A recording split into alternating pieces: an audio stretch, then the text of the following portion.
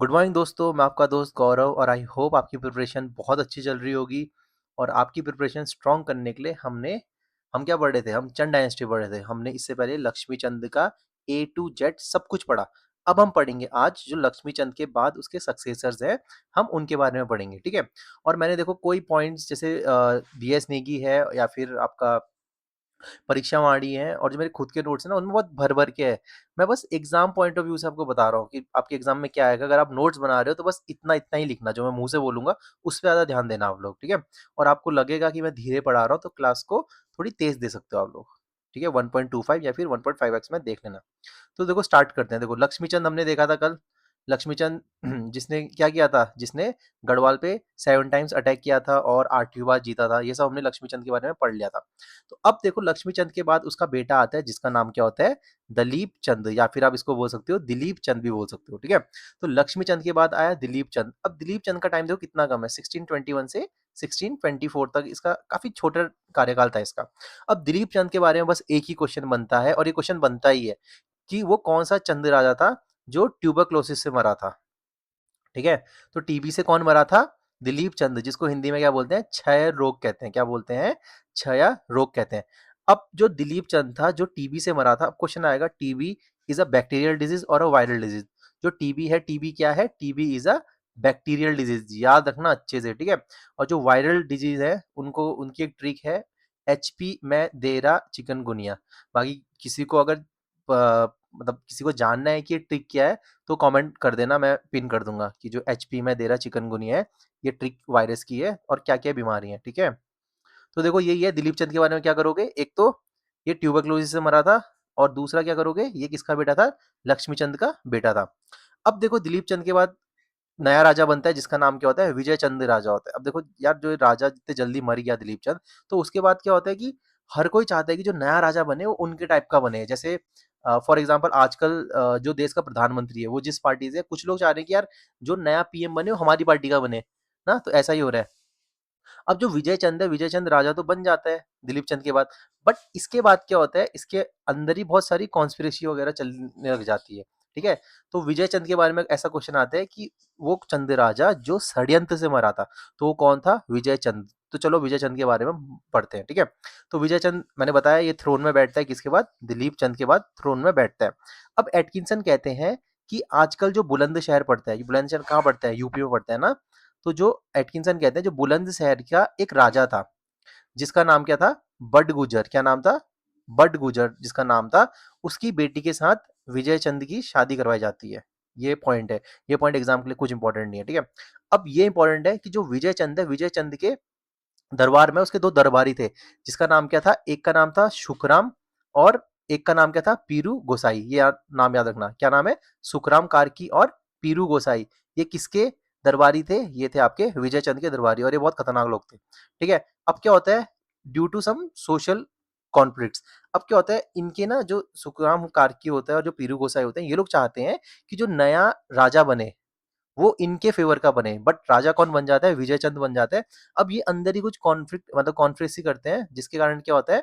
जो विजय चंद होता है वो मर जाता है। एक्चुअली क्या करते हैं ना ये लोग, ये जो वहाँ का शेफ होता है, शेफ को बोलते हैं कि भाई विजय चंद के खाने में जहर डाल के देते, और विजय चंद की जहर से मौत हो जाती है, ठीक है। तो यहाँ पे लिखा है the royal कुक्स were involve in his assassination. तो किसने मरवाया था? सुखराम कार्की और पीरू गोसाई क्या करते हैं? दोनों मिलके विजय चंद को मरवा देते हैं। तो बस विजय चंद से यही क्वेश्चन आएगा कि वो कौन सा चंद राजा था जिसकी मौत या फिर जिसकी डेथ कॉन्स्पिरेसी से हुई थी, जहर खिला के हुई। तो क्या करोगे? विजय चंद करोगे, ठीक है।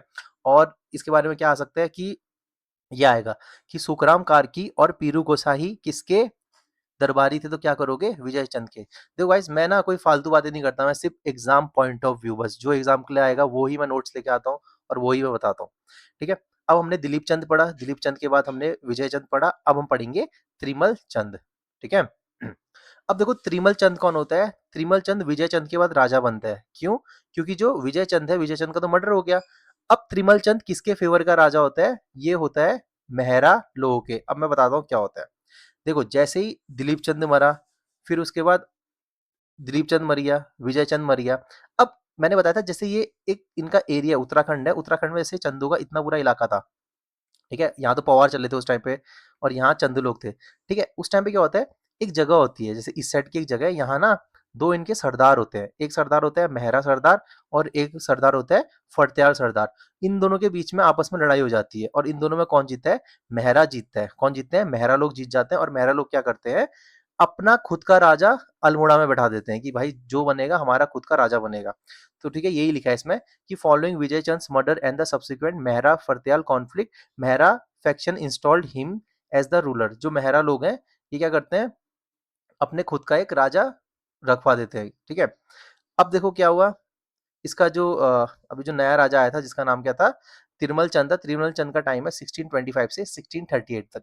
तो ये भी ज्यादा नहीं था, ये भी सिर्फ 13 साल तक ही था। अब देखो क्या होता है, जो त्रिमल चंद है, त्रिमल चंद जैसे ही राजा बनता है, सबसे पहले क्या करता है? सुखराम कार्की को क्या करता है? मर्डर करवा देता है। बोलता है कि भाई देख, तूने मेरे दादाजी मतलब जो मेरे पिताजी थे विजय चंद, उनको मारा था ना। तो सबसे पहले सुखराम कार्की को कौन मरवा देता है? त्रिमल चंद मरवा देता है। और जो पीरू गोसाई होता है ये भाग जाता है। ठीक है, तो देखा ये दोनों दरबारी थे ना। तो सबसे पहले क्या किया त्रिमल चंद ने? राजा बनते ही इन दोनों को हटा दिया। अब त्रिमल चंद से एक क्वेश्चन आता है कि जो पीरा सम्मन रेबिलियन था, जो कि पीरा सम्मल जिसको हम क्या बोलेंगे? विद्रोह बोलेंगे। तो किसके टाइम पे हुआ था? वो त्रिमल चंद के टाइम पे ही हुआ था। क्या करोगे? पीड़ा सम्मल रेबिलियन। कैसे याद करो? देखो यार, इसके इसका सबसे पहले दादाजी मरा, फिर इसका विजय चंद इसके पिताजी मरे, तो इसको काफी पीड़ा हुई त्रिमल चंद को ना। और त्रिमल चंद ऐसे याद करो तीसरे नंबर में मरा। तीसरे नंबर में बना ना त्रिमल चंद। ठीक है, लक्ष्मी चंद क्या तीसरा वाला ही तो है त्रिमल चंद जो हमने पढ़ा। तो त्रिमल चंद के बारे में क्या देखोगे कि इसके टाइम पे क्या हुआ था? पीरा समन रेबिलियन हुआ था और मेहरा और फड़त्याल लोगों का भी कॉन्फ्लिक्ट इसी के टाइम पे हुआ था। अब देखो त्रिमल चंद ने क्या किया, इसने जो जागेश्वर मंदिर है यहाँ 1630 में एक मूर्ति लगाई थी। ये उतना इंपॉर्टेंट नहीं है, स्टेटमेंट में आ सकता है। हाँ, अब देखो जागेश्वर मंदिर से याद आया, मैंने आपको पढ़ाया था ये जो जागेश्वर मंदिर है, जागेश्वर मंदिर में जो विमानों का निर्माण था वो किसने करवाया था? वो कराया था निम्बर देव ने। मैंने पढ़ाया था ना आपको जब कत्यूरी पढ़ाया था, तो याद रखना। ठीक है, तो जागेश्वर मंदिर में कौन से चंद राजा ने मूर्तियां लगाई थी? तो ये कर लोगे आप त्रिमल चंद। देखो बहुत और भी चंद राजा थे जिनने मूर्तियां लगाई थी। ठीक है, तो ये स्टेटमेंट में आएगा, तो ये स्टेटमेंट आपका सही होगा। अब देखो क्या होता है, जो त्रिमल चंद होता है, त्रिमल चंद के टाइम पे युद्ध होता है, जिस युद्ध का नाम क्या होता है? के टी एम करके याद कर लो। क्या करो? के टी एम ड्यूक होती है ना, के टी एम ड्यूक, उससे याद करो। ठीक है, तो के से क्या था? इसके टाइम पे लड़ाई हुई थी काकुआ मोर का युद्ध। तो क्वेश्चन आएगा काकुआ मोर का युद्ध किसके टाइम पे हुआ था? तो आपको ट्रिक तो पता ही है, केटीएम। तो काकुआ मोर का युद्ध हुआ था महीपति शाह और त्रिमल चंद के बीच में। इससे पहले मैंने आपको क्या बताई थी? एक ट्रिक, आरजीबी। ठीक है, आरसीबी नहीं, आरजीबी। तो आर से क्या था? रुद्रचंद। रुद्रचंद की लड़ाई किसके साथ हुई थी? बलभद्र के साथ हुई थी। और कौन सा वो युद्ध था? ग्वालदम का युद्ध था। ठीक है, तो आप ऐसे याद करो। तो ठीक है, तो त्रिमल चंद के टाइम पे कौन सा युद्ध हुआ था? केटीएम का युद्ध हुआ था। तो कौन सा था? काकुआ मोर का युद्ध। और किसके साथ हुआ था? महीपति शाह के टाइम पे हुआ था। ठीक है, अब ऐसा कहते हैं एक ताम्रपत्र मिलता है जिसका नाम क्या है? गजुड़ा ताम्रपत्र। इंपॉर्टेंट है।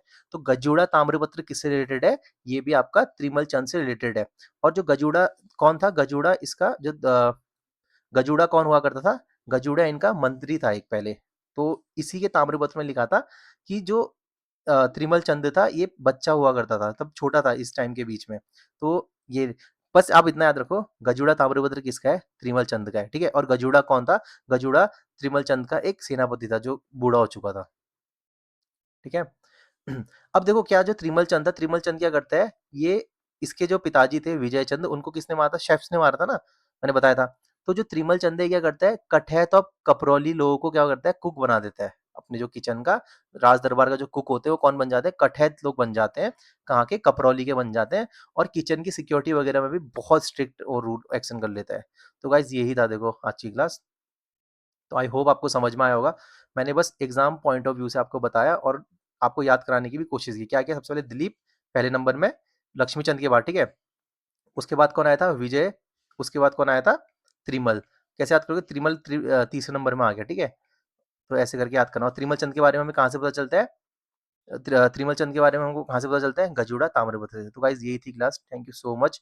अब मैं इसके बाद आपको आगे पढ़ाऊंगा बाज बहादुर चंद के बारे में, जो one of the most important king है।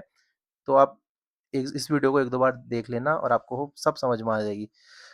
ठीक है guys, thank you so much. Channel को सब्सक्राइब कर देना। ओके।